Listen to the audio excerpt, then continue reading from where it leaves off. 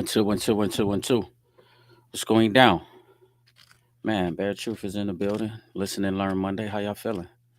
Man, rough little day today. We're going to get into it though, man. Everything is good. I salute. You already know what we doing. Turn up for Christ or burn up for life. We ain't going to never stop that. I don't care what go on. Got to. Jesus is everything. How y'all feeling, man? This ain't the last week of Mental Health Awareness Month. Next Monday will actually be Memorial's Day.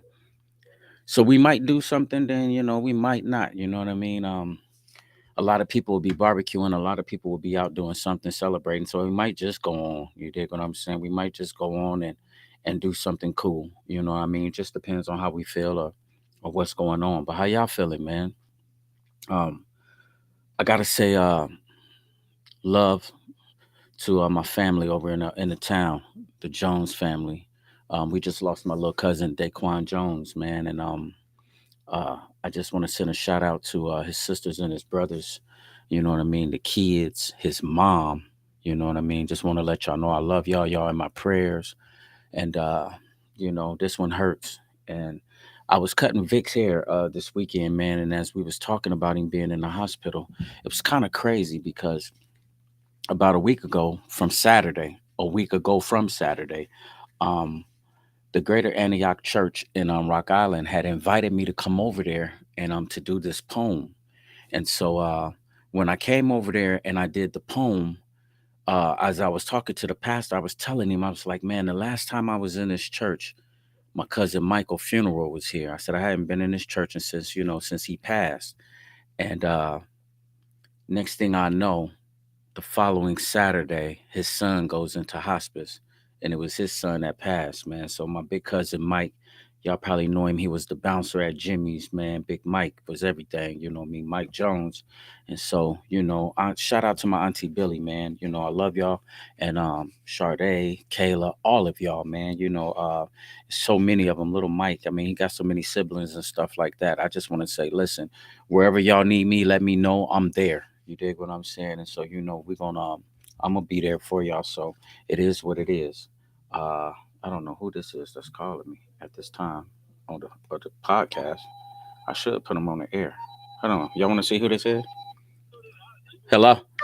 Hello, hey, Ben, what's up? What's up? You come right now or what? No, I got the podcast going on. After the podcast at 8 o'clock. What time is that?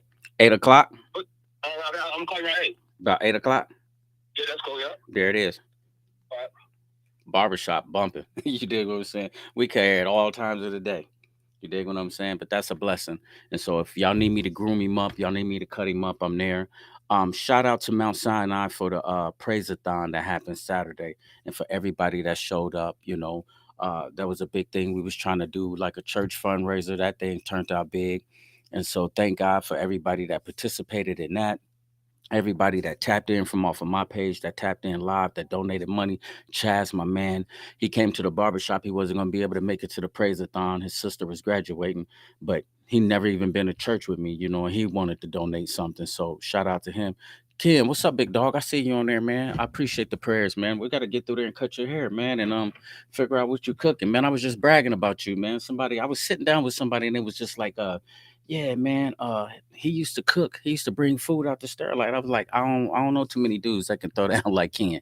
You dig what I'm saying? So shout out to my man Ken Lee over there on the grill, over there on the stove, whatever it is, it come out fresh. So yeah, shout out to him. Just Blaze finally got a hit to Justin Tacos. He was on the parking lot serving tacos and donating the money to the praise-a-thon. So shout out to Just, man. I had some of them steak tacos. They was fire. And so this weekend was just busy, man. But there's a scripture that's in the Bible that says, I see it be a law that every time I would try to do good, evil is close at hand. And you know what I mean? And it just seemed like soon as the praise-a-thon was over with, I just came up under attack. Like with the tiredness, which one of the things you do, being exhausted, running and doing so much, then mentally stressed out.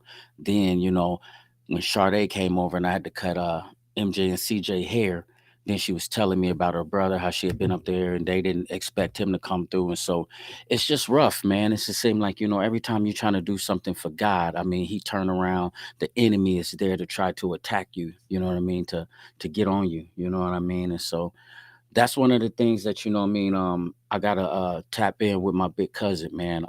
I got my cousin Pastor Troy L. Lockhart, man. If y'all remember when I did the free haircuts for the youth about a couple of months ago, we was doing it at his church, Higher Elevation. Um, we did a little bit. He had some people there, Nami, and they talk a little bit about mental health and stuff like that. I remember they used to do it in prison, and there was a guy there, man, and what I mean, the conversation sparked about mental health in the black community, and it's so big. I'm talking about it is so big that it's ridiculous. You know what I mean? And so this whole month we just been trying to bring awareness to it. You know what I mean? I'm definitely running out of green shirts. I'm going everywhere. It ain't too many more green shirts I can find. You dig what I'm saying? And so, yeah, it's about to be a wrap for this right here. You know what I mean? Trying to do the colors and the whole thing. But I got my big cousin on here today. He's got some degrees. Not only is he a pastor, but you know what I mean? He's always, you know what I mean, reaching farther and further in his education and stuff and grabbing stuff. But the one thing about Cuz is that he's always on the front line to help other people. You dig what I'm saying? I don't care if he ain't doing nothing but loading up the van, the truck, and just bringing people food. They keep our freezer and stuff like that for my mom up there with all kind of stuff. And I'm talking about like steaks and cakes and bread, anything you can imagine. Like, they got a food pantry over there. We did the free cuts for the kids. They had Jimmy John's over there serving food. And so him and his wife, you know what I mean? Them two is like a tag team duo that's super crazy for the Lord. They go so hard for the Lord that it's a blessing and it's inspirational though because it makes you're gonna be around them. You feel like you want to do something. You dig what I'm saying? You're gonna get involved. You're gonna do something for God. What's up, Katie? What's going down? Nicole, what's the word? Yeah, and so I'm gonna tap him in. I got a couple of videos. We're gonna let him talk about what he doing, as far as like on mental health. He had a little bit of struggle. Then we're gonna break down these videos. And then me and him just gonna kind of decipher them and we're gonna talk about them. So thanks to all the beautiful ladies that came on the podcast before here, starting with Cola, Nicole, Tasha. Then we had Christina, and then we had who else was no, we had Local Los. Local Los was on here. So Local Los was on here. And so yeah, and everybody that pitched in, man, and came and gave they spill about what they dealing with through mental health, man. I appreciate y'all. I salute y'all. And so let me tap my cousin in and we're just gonna go from there. Hold on. Because what's the word? Hey, good evening, everybody. Man, Glad to be on this. Glad to be on this famous podcast here with my it's cousin. it's I watch famous. it. Hey, Yeah, listen. it's famous. And I Hey, watch this. Watch this podcast quite a bit, man. When I get a chance to catch it, you usually see me creeping on here, looking at what you're doing and telling you you're doing a great job, I and you appreciate it. are, man. We need more stuff like this in the community, man.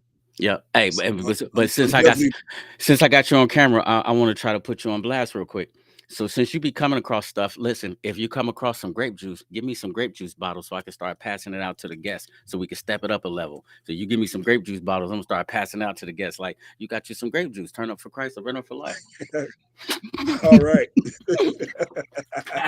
Hey, but listen, But yeah, man, I'm glad to be here with y'all tonight. they don't really know like firsthand unless they really know you. Like if yo pop in somebody else, oh Ken Lee was already like, what up, cousin Troy? So he know. Um, let me see, who was that? Nicole, she from over in Nebraska.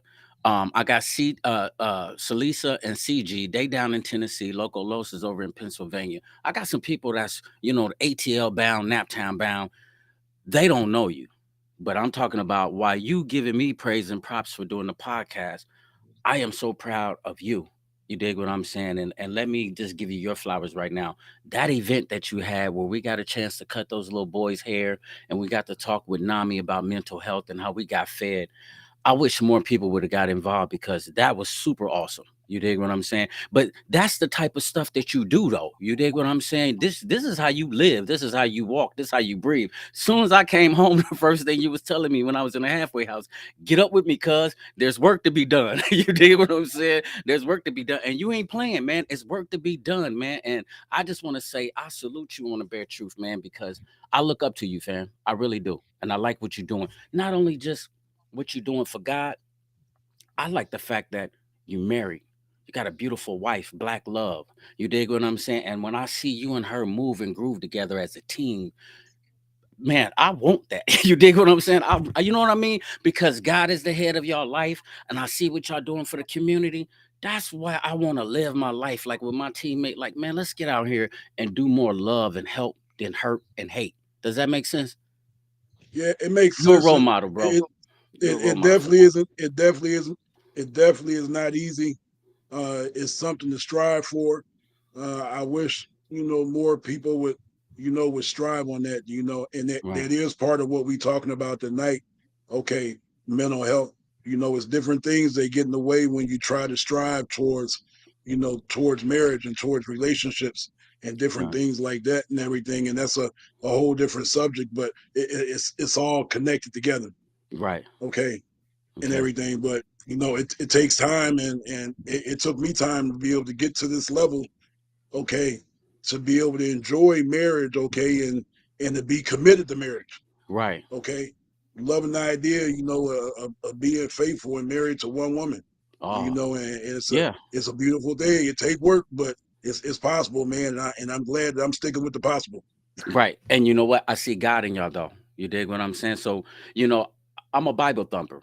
I read scriptures. And so, I gotta lean on that scripture where it be says, and for this reason a man shall leave his mother and his father, and he shall cling to his wife, and the two shall become one. And so when I see y'all moving and grooving, I don't care if it's a problem or if it's some positive decision that y'all got to make. When I see y'all moving in harmony, I know what he mean by one. I know what he mean by that unison, and I see the way that y'all click, and I see the way that y'all do stuff. That is a perfect example of what God in them is in heaven. You dig what I'm saying? And so I just wanted to commend you on that. Um, Thank you. Kitty, give the people a little bit of background on your degrees and your knowledge as far as this mental health thing. Well, a little bit of background about myself. Of course, I grew up here in Davenport. Well, went to school. Wasn't born here, but practically raised here most of my life in Davenport. Went away into the military in '86, fresh out of high school. Wanted to be a medical specialist. Um, Currently, let's see, I'm studying to be a network administrator. That's computer IT right Hmm. now through the VA, and it's challenging. It's something different, but I'm up to it. But my degrees that I went to school for, uh, I have two associate degrees, one in nursing. I have a bachelor's degree in recreation parks, tourism and administration from Western Illinois University with a minor in nonprofit management. I Okay. have a completed master's degree from Western Illinois in public health and healthcare administration. And Okay. then I also went to seminary for 4 years, Right. and I'm a certified chaplain.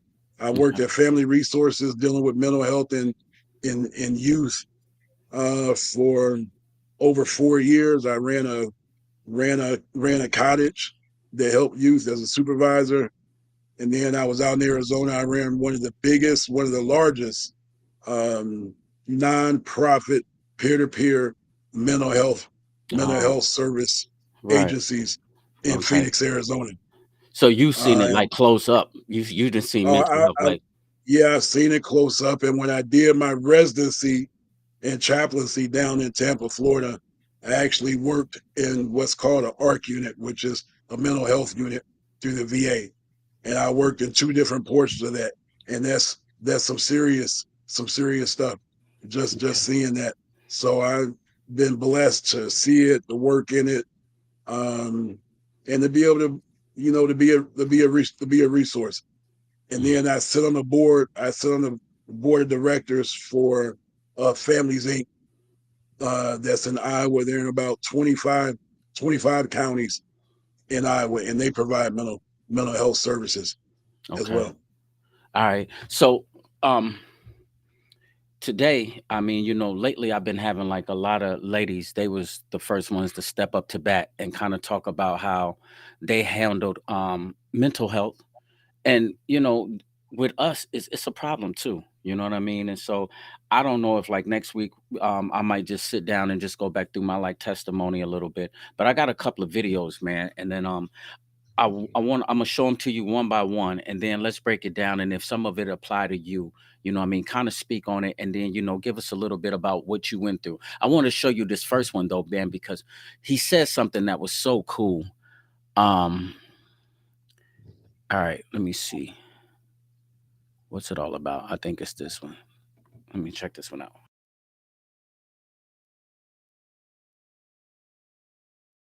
Prioritizing mental health for black men becoming more important. Let's fix your cup of tea, ain't it? Man, to look at how our mental health has taken a hit over these past few years, suicide is up right now, man, like 80% when it comes to black men. And it's the third leading cause of death, ages 14 to like 26 amongst black men, black males. And as someone who has survived 2 suicide attempts, I attempted suicide twice, my early 20s and then when I was 30, 10 years ago. When I left football, for me, that was my identity. And when people ask me about suicide, I like to bring clarity because most people are not trying to take their lives because they're wanting to die. They're wanting to end the pain.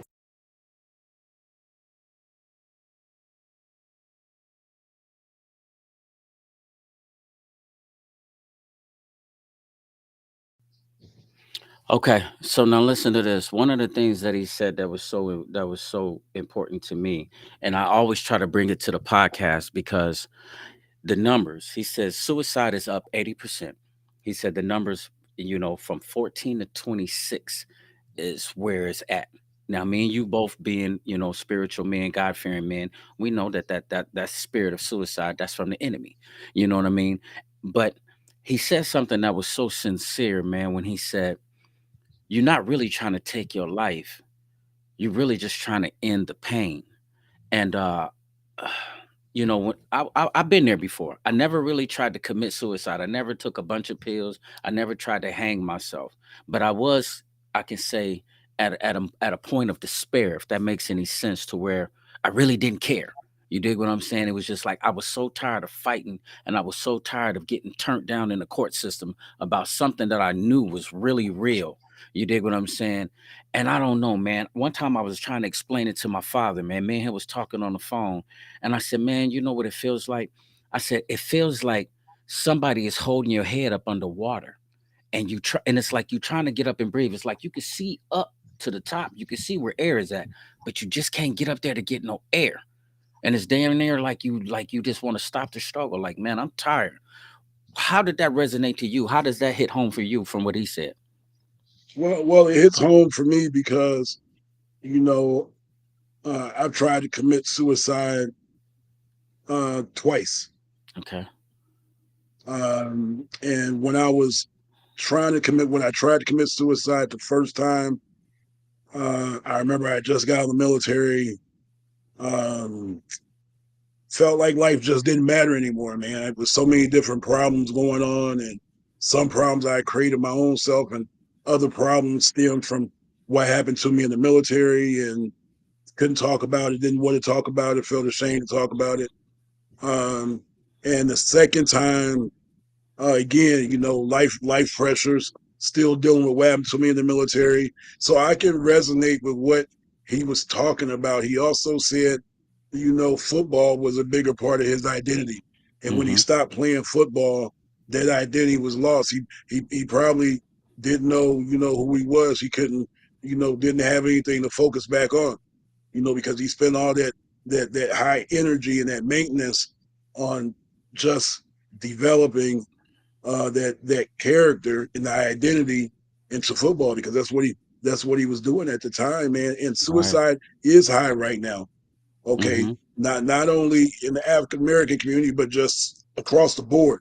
It's high, but it's even more crucial, okay, in the minority community because a lot of times we don't know how to ask for help, and sometimes it's not because you want your life to end; it's because you're not being understood, Right. okay, and you're feeling like that pressure that you talked about. Mm-hmm. Like your head is being forced down, and or somebody is sucking the air, the life right up out of you while you trying to gasp for air. And each time you trying to gasp, it feel like that bag or that oxygen level is getting lower and lower and lower till you have that anxiety on the inside of you that says that you need to do something. And Yeah. that anxiety and that relief, you know, just happens to be suicide. Right. One of those reliefs. You figure, hey, if I do that, then this pain is gone, that feeling is gone. Right. What happened So in your situation? You said you tried it twice and yeah, I guess unsuccessful, which we glad of that. You dig what I'm saying? yeah. So walk me through it real quick. What happened and how did you try to do it? The first time I had a handgun and I was sitting upstairs in the room, loaded handgun, sitting on the floor, tears coming out my eyes, man, just frustrated. I mean, frustrated to no extreme.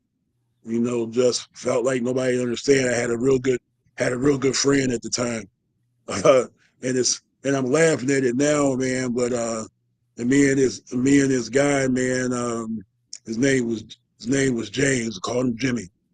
And me and him used to ride around, man, smoking weed all the time, man. And that's how we would just blow time, man. Right. Me and him would blow time, man. Just puff, puff, pass, man. Sitting in empty apartments, man, where we stayed at. And Yeah. he'd come by. He lived in Savannah. I stayed in Statesboro, Georgia. And he'd make a trip, man, just to come and see me, man. And we drink a tall one and smoke weed, man, and just be like that. So he Right. was a real good friend, not because we smoked, but we could talk to each other Yeah. and everything. And I wouldn't say my mother winded up calling him when she found I was upstairs, and he hopped in his car, man, and sped right over, man, and um, he talked with me, and everything, and that's what stopped my first attempt. Right. Okay. So walk me through the second one. Second attempt really was, I wouldn't say it was traffic that stopped the second one because at the time I was going back and forth to school. I was involved in ministry. My marriage was kind of so, and I was great drive off the 74 bridge.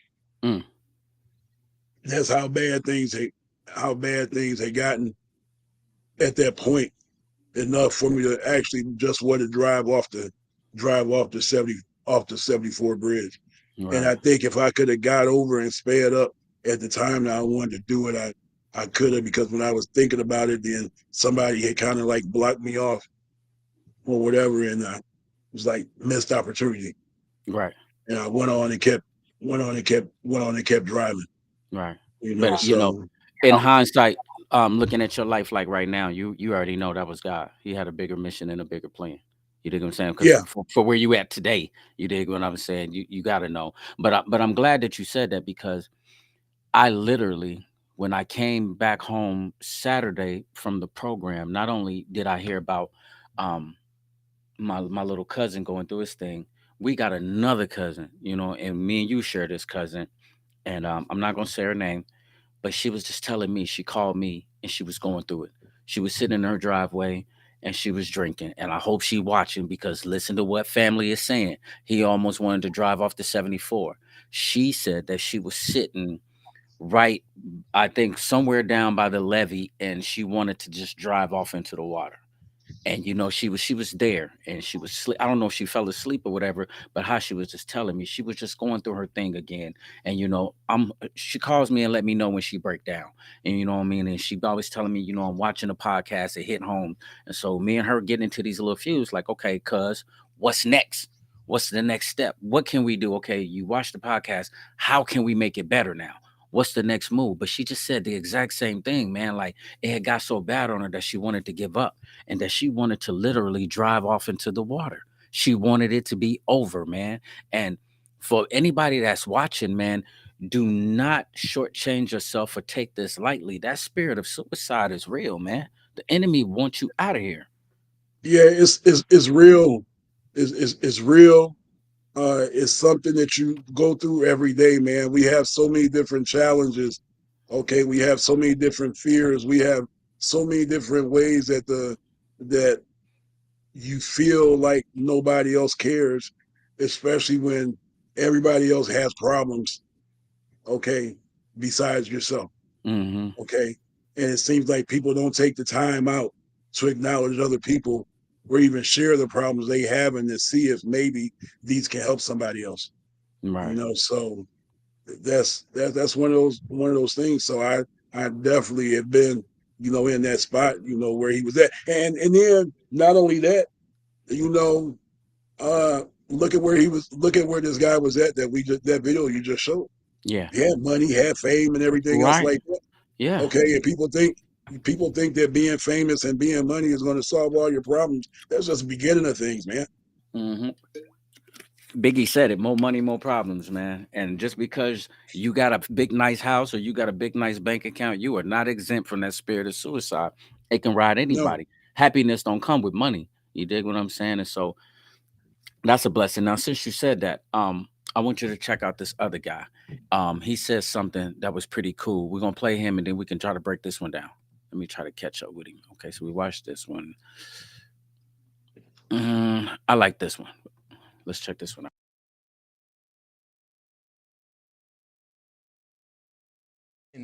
Black men are out here and the rates are through the roof. They tear us down when we don't communicate and express our thoughts and feelings and sentiments or our vulnerabilities. And then as soon as we talk and express our thoughts and vulnerabilities, we get our ass beat and get torn down for that too. Well, I'm not finna let myself drive me crazy from keeping all this bouncing around in my head. So as long as these interviews are scheduled, motherfucker, I'ma show up and talk.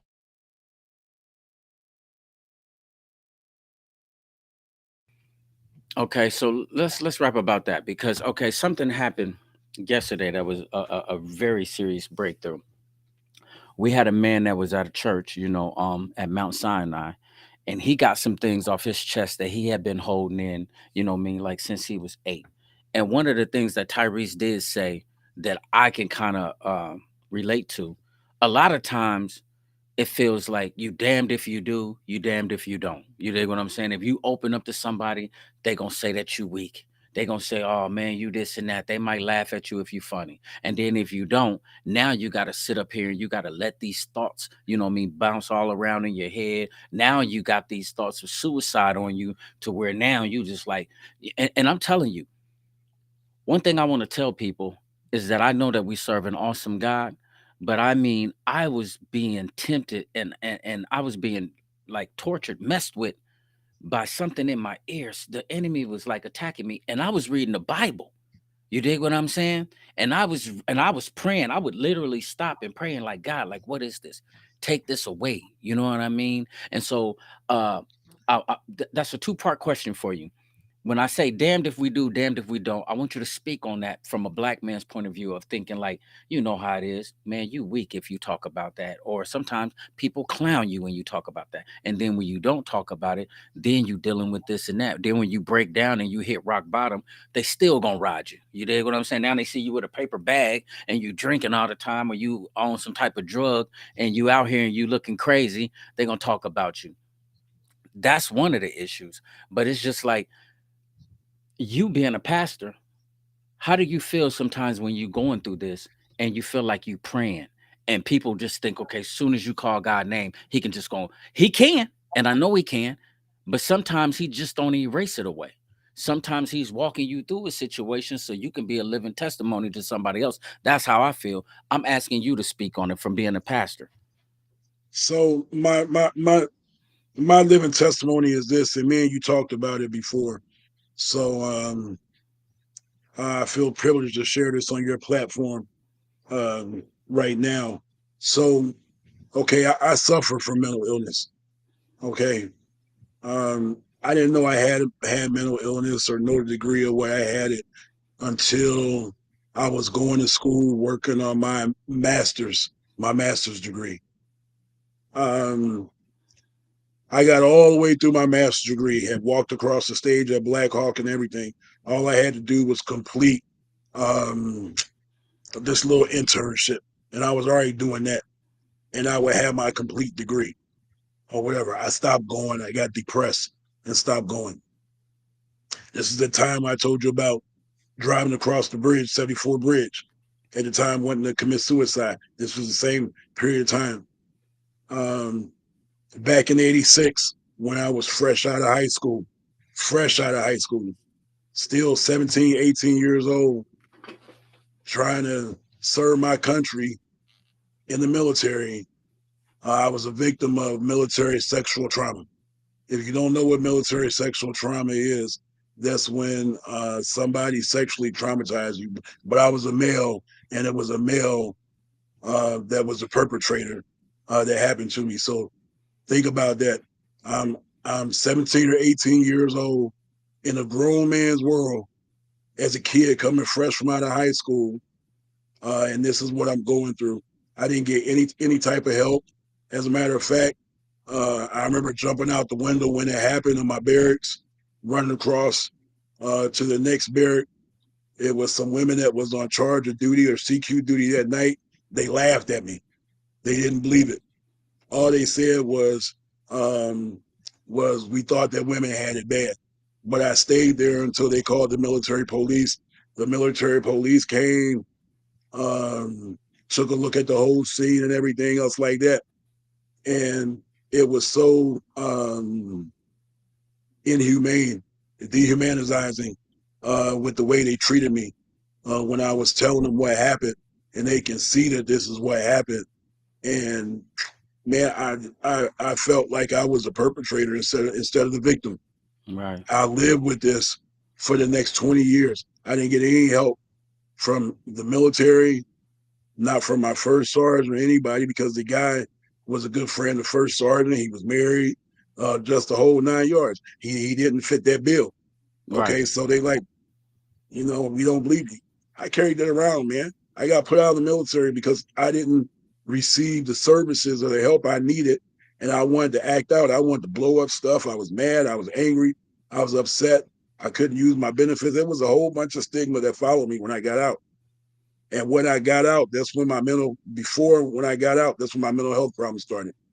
Everything I wanted to do dangerously.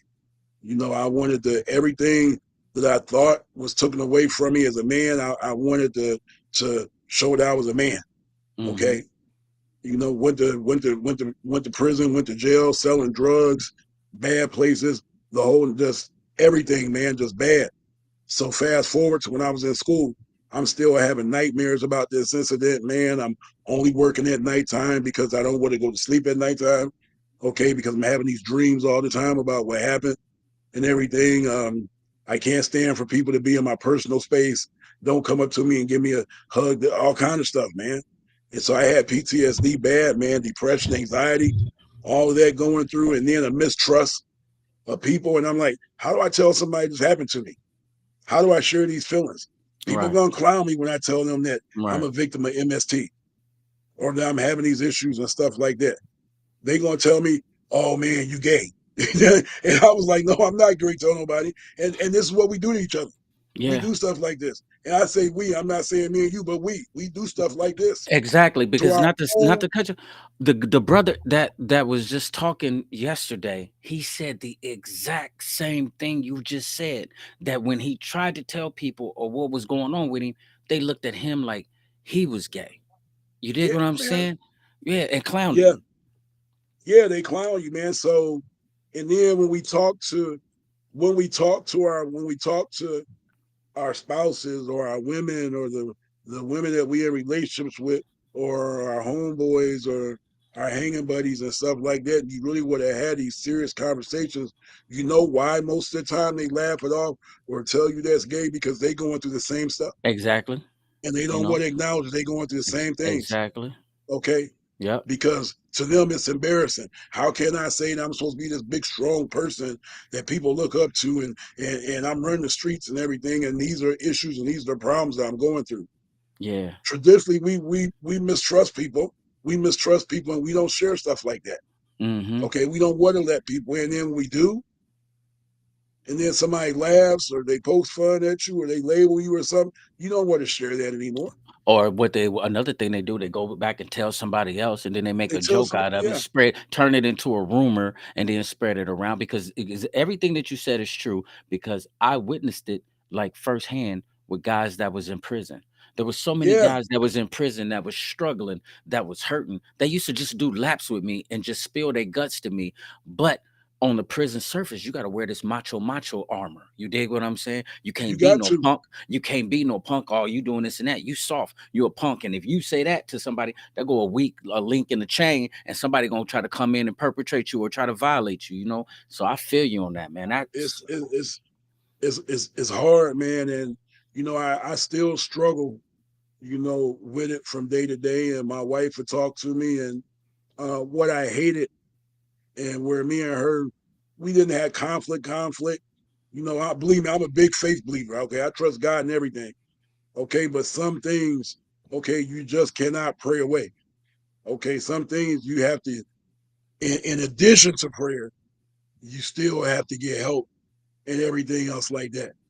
Okay, people look at me now, man. They be like, "Oh, he ain't got no mental health problem, whatever else like that."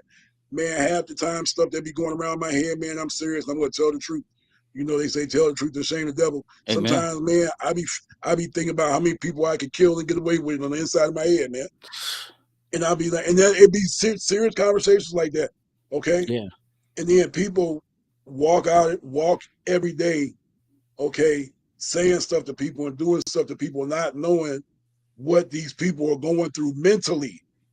Okay, this is a person that's never talked to anybody, had mental issues that they've been dealing with, maybe child abuse, mother abuse, dad abuse, friend abuse, sexual abuse, you name it. They've had these mental conditions going on from childhood. yeah, They become an adult.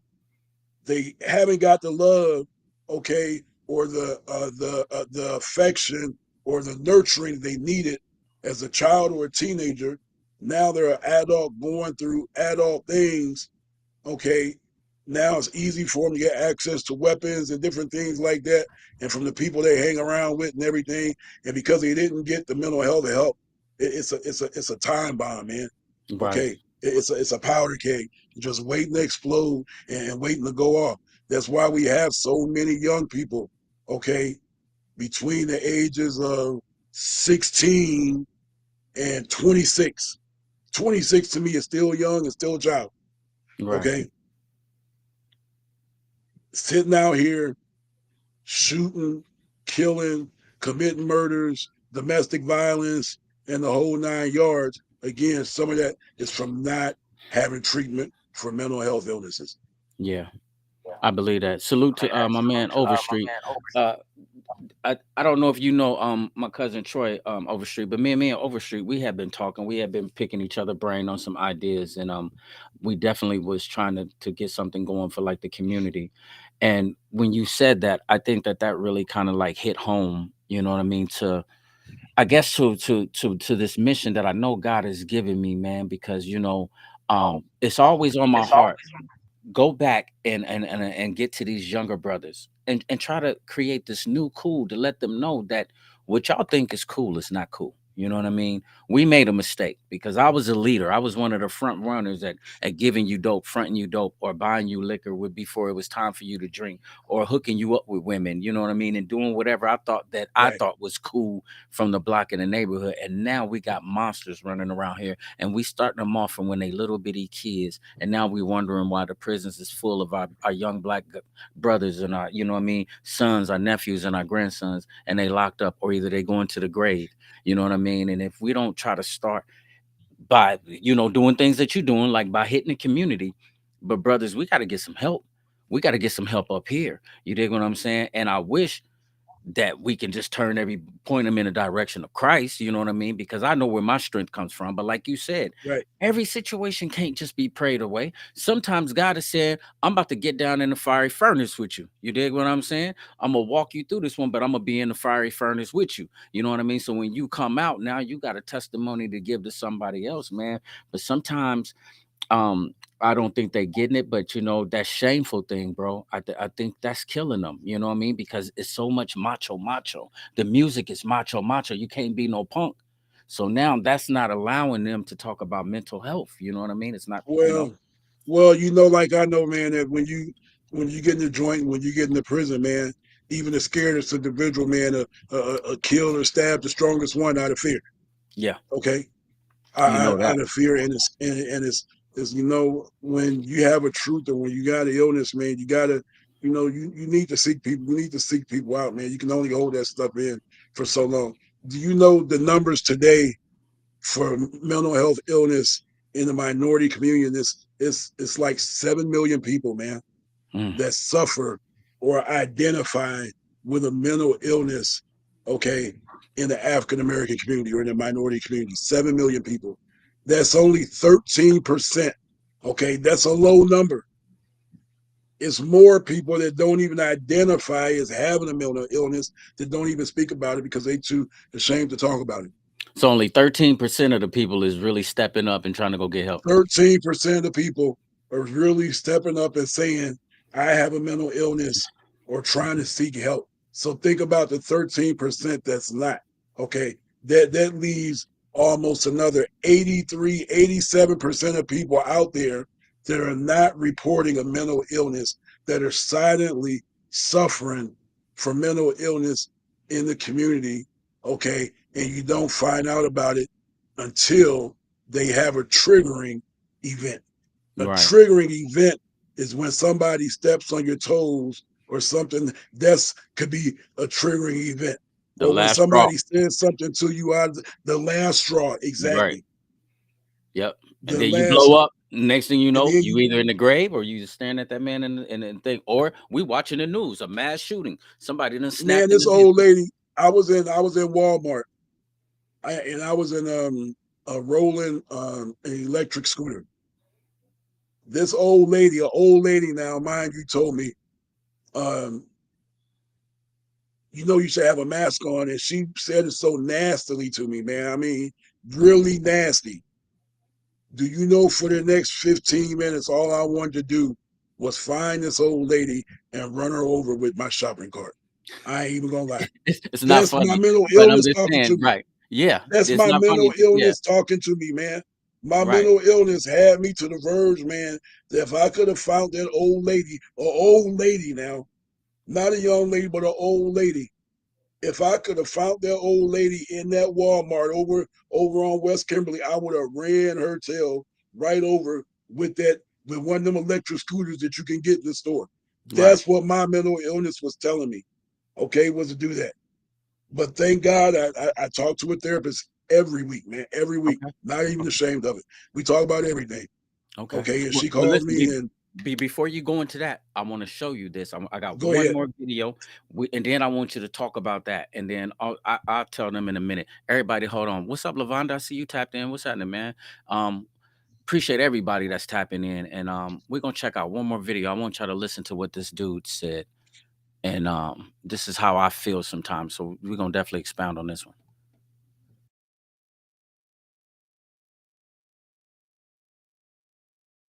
A month ago, things were so heavy, maybe like 2 months ago, 2 months. Yo, life was lifing. Denzel, life was lifing. Bruh, oh, life was so heavy. Man, I was just going around places. And let me tell you why. I pulled up to the church, pulled up to the grocery store, I pulled up to some homies. What's crazy, all I really wanted was a hug. If somebody would have hugged me, I don't care who it was, if one person would have hugged me, I would have broke down crying. That's how heavy I felt.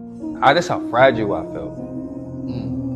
If somebody would have hugged me, I would have broke down crying. A nigga was hurting.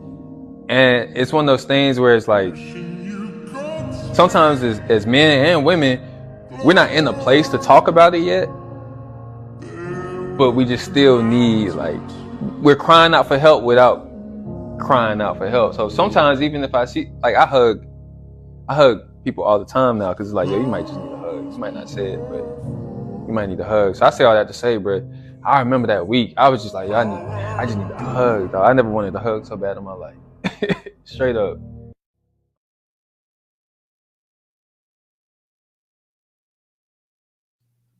Yeah, and when he said that, bro, I felt like that like so many times. You know what I mean? Since I'm talking about since I've been home from the joint.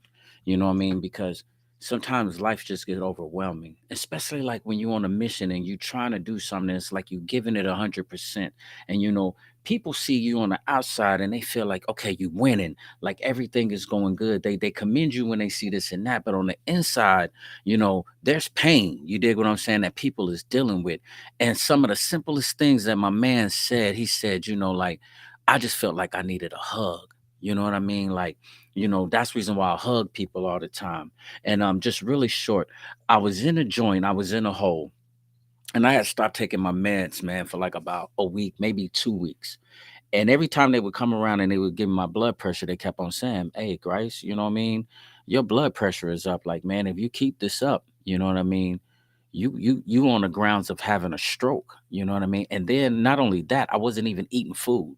So I had stopped even eating, you know what I mean? I was just going through something so much. And then it was just like one time this one officer, he came up to me, me and him had probably rode to the hospital a couple of times. And, I told him about my grandson. I told him about my family, little stories like this and that. And so he came to me and like real quietly, he said, "Hey, Grice," he says, "Man, I know right now, man." He said, "You want some answers?" He was like, "I know you frustrated and you mad, man." He says, "I get it." He says, "But you know something, man." He says, "Your health, the way that your health is going, man." He says, "If you have this stroke," he says, "you won't be no good for your grandson or your kids." He was like, "You take a chance at getting out here and you might not be able to be the father that you want to be to him." He says, "Right now," he says, "it might look bad, man." He says, "But it's gonna get greater later." And he was just like telling it to me in so many words. And he was telling me, like, "I'm gonna go speak with such and such, and I'm gonna try to make sure you can get this conference that you wanted." And and in that moment, I felt like I heard from God, as if God, because just the way that he said it, what I mean? He just touched it was just like he listened to me. You did what I'm saying? And it wasn't like we was talking right then and there, but he made me feel like, dang, like, fam, all them times that we've been riding to the hospital together and you be asking me questions, you bringing up stuff that I only told you, like, when we was doing this and that. And sometimes you just need people to hear you. You just need to get it off your chest. And so when you say that you talk to a psych like every week, give them a glimpse into what's that like, and how do you feel when you go in there, and vice versa to how you feel when you come out. Well, how this came about, me actually talking to her every week, um, was after I had my scare last year where I almost died last year. Okay, through the VA. I was already talking to one already here and there, but after last year, they gave me somebody along with, my mental health help that I received to talk to, on my terms. Okay. Okay, so I can talk to her as many times I want to during the course of a week. Okay. And we talk about everything. I talk about stuff in my marriage that's going on. I talk about life. I talk about school. I talk about my MST, whatever it is we talk about. She teaches me about some of the stuff I already knew, about working in mental health. I knew about breathing techniques and coping skills and different things like that, and you learn, you know, uh, when you locked up, about how to tune your brain or your thoughts to other positive Yeah. enforcing, Right. reinforcing techniques. Right. Do they always work? Nah, they don't always work because it's up to you to make them work. Yep. Okay. And everything. But I talk to her, man, and it helps for me to have an outlet to be able to talk to her in confidence about what I tell her. She's not going to go and tell anybody else. She's not going to tell my wife. My wife is not even privy to what I talk to her about. Right. The VA is not even privy to everything I talk to her about. Only she is. Okay, so I can tell her just about anything and everything. Now, if I talk about hurting somebody okay, or killing somebody, she got reported. But short of that, everything I talk to her about is confidential, man. And just to be able to talk to her, man, it helps. It helps me a lot. You Right. know, she'll tell me when I'm wrong, where my thinking is off, or give me suggestions about what I need to do and everything.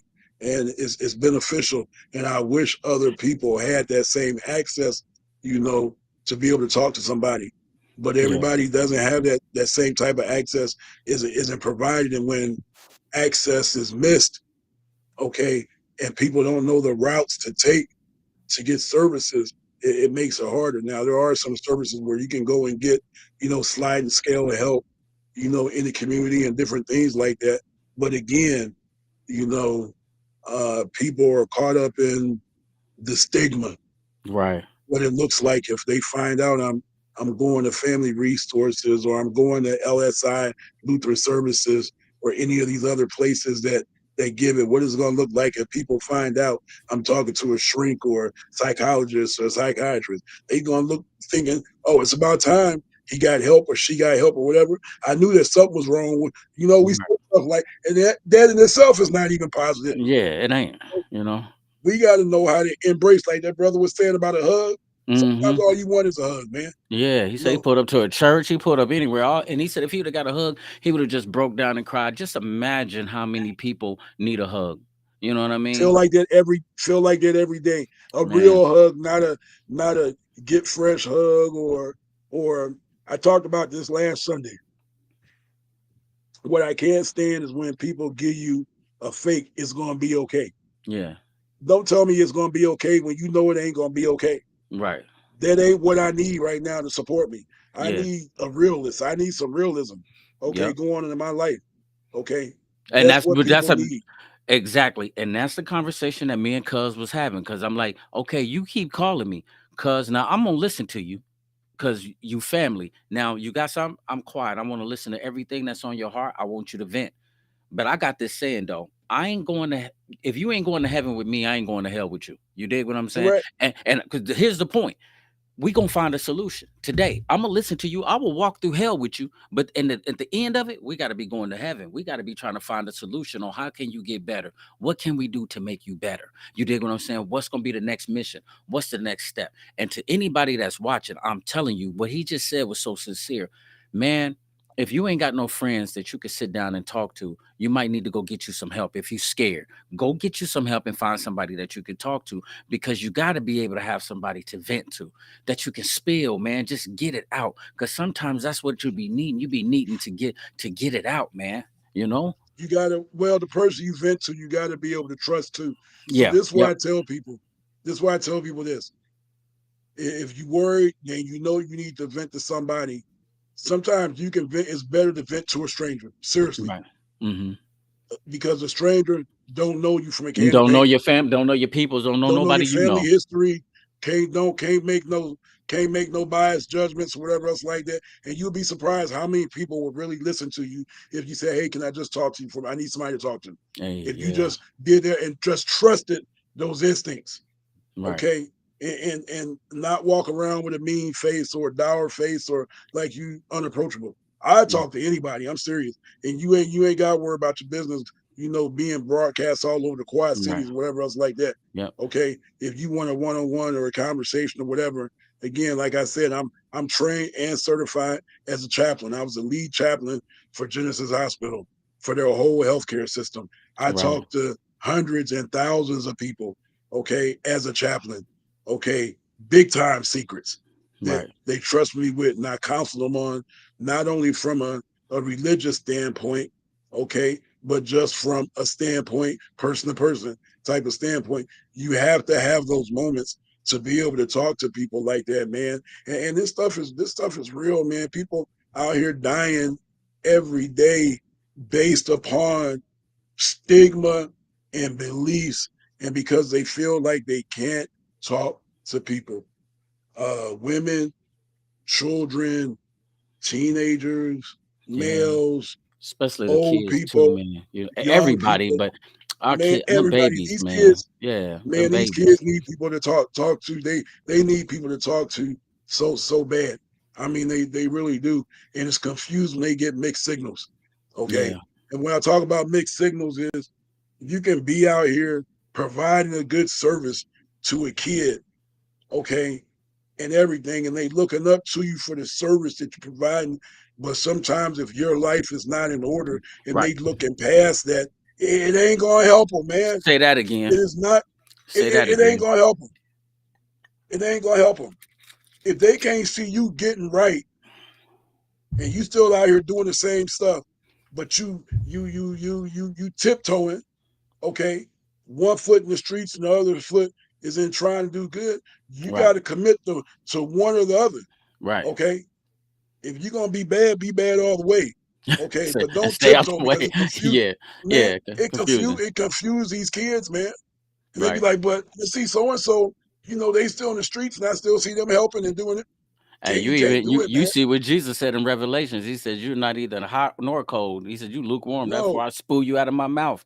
So no, man. and I think that that is so sincere. And so one of the reasons why I always try to, you know what I mean, give them that another image, man, that they can look up to. And so that's one of the reasons why I'm kind of shadowing you, what you're doing with the nonprofit stuff. So before I even open up the doors and do that, I want to have it together, man. And so it's just, man, this was powerful today, and I hope somebody got You, something out of it. yeah, you have to be able to do it. And like I said, me and my wife, we have we have our ministry, we have the community center, and we open up our doors to anybody and everybody that need help. No questions asked. If you need it, we there to try to give it to you. Right, One way or another, whether it's clothes, whether it's food, whether it's money if we have it, whether whatever it is, we here to try to get back to our community. right, And that's what it's all about, helping each other. okay, And if more people would think like that, man, we would really be in a better place. right. Um, just real quick, can you shoot them out the information, like the number or something, for somebody that's listening? They can write it down, or they can go back and watch it. Yeah, where our location is 4422 West Locust Street in Davenport, Iowa. We're in Suite A1 and we're in Suite B. My personal cell phone number is 480-335-8245. You can text or call. The church's phone is 563-639-5617. We have a food pantry that's open every Saturday from 10 o'clock until 12 o'clock. It's open Right, every Saturday. You can come through and get food, clothes, hygiene items, whatever it is that we have, we freely give it out. There is no sign up process, no sign in process to receive the help. I don't care if I see you every Saturday. It ain't none of my business. All I know is if you need help, that we supposed to provide it to you. there And it that's is. that's all that matters. There it is. You know what I mean? And thank you so much, cuz, because that's a blessing. You dig what I'm saying? I'm on 10 now. I'm trying to figure it out. Like, man, we got to keep the mission going. You dig what I'm saying? Let me know what else was the thing that you said that you had going on that's coming up soon, June 15th or something on. Oh yeah, June the 15th, if you're able to, and you can get on the Rock Island Arsenal, I'll be speaking at an event June the 15th, is to make people aware, males especially, about MST, military sexual trauma, Okay. because a lot of people, when they think about rape and sexual assault, they really don't think about men. Right. It's all, they think about it from a woman's perspective. Men are usually too ashamed to talk about it or Right. report it. And so I was asked to come to give an event June the 15th over at the Rock Island Arsenal to First Army on the 15th. If you want to find out more information about that, just hit me at one of those numbers that I gave, and I could give you more information. But you do have to have clearance to be able to get onto the arsenals, Right. to get onto the Rock Island Arsenal. Okay. And then, like, when you get off, just do me like one more favor. Just go in the comments on the page and then kind of like type it in. You dig I'll what I'm type my saying? number in. Yep, type a message in. So then that way, just in case, man, because we might got people that might not want to go and get help out there, but you might have just made them feel comfortable. They might just want to just confine in you. You dig what I'm saying? And they might want to holler at you. If you want to holler at me, holler at me. I had people that when the show is over with, they holler at me, and I'm very grateful for that. You know what I mean? I thank God for blessing, um, you guys to even trust us with something like that, man. We ain't doing nothing but here, but trying to help and just trying to love people. That's it. That's all. I ain't, no hidden motives, no selfish agendas, none of that, man. Cuz I salute you, man. I'm so proud of you. I love you. And anytime, Oh, man. much love, man. Yeah. Yep. And then I'm gonna holler at them for a second. I got a few little things that I'm gonna say. And man, I appreciate you so much, cousin. We're gonna get together and chop it up and try to figure out something else to do. Not a problem. Thank you. Continue success and blessings, man. Man, he that glory, let him glory in the Lord. That's it. You just put that in the private chat. You got to put it over here. I can see it, but they can't Okay, see it. got you. All right, love you, All cuz. right. All right. So yeah, let me see. What did Lavonda say? Thank you, Sugar Bear Truth, for your lives. You definitely walking in the gifts. I thank you. Yeah. Oh, for sure, Vonda. And so listen to this, y'all. One of the next missions that I'm about to do is I'm plotting this. I'm really about to put it into effect. Man to man, and it stands for from manish to manners. And so I'm calling my big dog Dre. Come on out, cuz I don't know where you at. You might be driving, but come on back to the crib for this one right here. So Dre, I'm definitely gonna want you to be on that stage and probably speak into their lives. And so what we doing is we trying to create a new cool. So Overstreet, I'm reaching out to you. I definitely already got Troy on there. I'm calling out to Mike and them over there at Positive Brothers United. I know I got they back. I already hollered at Lonnie Westerfield. I know he's got some things going on, but I'm trying to get some people to support and sponsor this thing. We're gonna try to have an event where we're gonna try to get these young guys inside a room and we're gonna just try to talk to them. The whole mission is to say, hey, you dig what I'm saying? What you think is cool is not cool. It's sending people to jail and it's sending people to the grave. Let me tell you about what's cool. You know what I mean? And we're not going to really try to beat people over the head with the Bible, even though God is first place in my life. I got to give it to him. I can't do nothing else but give it to him. But what I want y'all to know is that it's going to have to start from the house and from the home. And as men, we got to start going back and start teaching these kids a different way, man. Because if we don't, you see they killing each other and they winding up in prison. And then not only that, we got the mental health beating us down. And so thank my cousin Troy, you dig what I'm saying, for him coming through and blessing us with his knowledge, man. And I hope somebody got something from there. He just put both of his numbers up there, the church number and his number. Listen, if you need any help mentally, man, get through there and talk to somebody. And man, and if you see somebody hurting, you heard what fam said, sometimes they just need a hug. And sometimes, man, people might just need an ear. You ain't always got to have all the knowledge. You ain't always got to have the right words to say. You ain't got to try to find something big and fancy to talk about and try to make it seem like you smart. Just listen and just tell them, man, listen, man, I love you. I don't know what to do, but guess what? Let's go call this number. I got this dude, Troy Lockhart. He got his number. Let's jump on Facebook and holler at my man, Bear Truth. Let's see what he say. He might have a number to point us in the right direction. Get with somebody that know how to pray. And I'm going to tell you, if you call yourself a friend of somebody, man, start being a friend.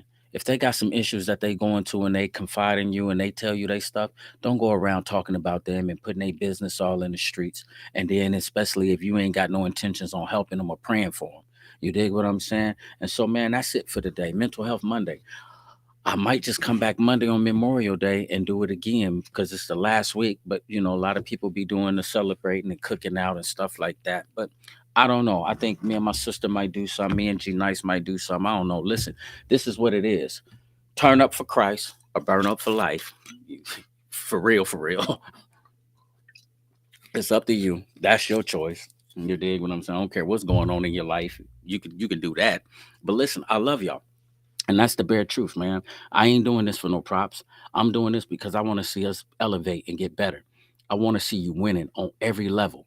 You know what I'm saying? You don't owe me nothing. I just want to see you winning. I want to see you successful, whether it's in your family. I want to see you married. I want to see you a good father. I want to see you a good mother. I want you to have a job. I want you to have a house. I want you to have a relationship with God. That's important. Get that relationship with God. You know what I mean? We ain't got all the answers, but I tell you one thing, what's been working for me is when I holler at him and I put him first place, it's been working out. It ain't the best. It ain't like everything just goes smooth. But I tell you one thing, man, when I trust in God and I pray and man, I listen to him, don't even saying we don't fall or we don't mess up. But I tell you what, hey, it's been working, man. And just had like a little rough weekend, man.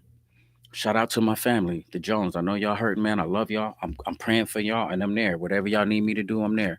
And little cuz, you know who you are. When we had that little conversation Saturday, please feel confident about what I talked about. It's still between us, but get some help, cuz. I love you. You know what I mean? It's beyond us and our phone conversation. It's about taking them steps and getting you some help. I'm gonna holler at y'all tomorrow for the Bible study. Me and G Nice back on Wednesday. Bear Truth.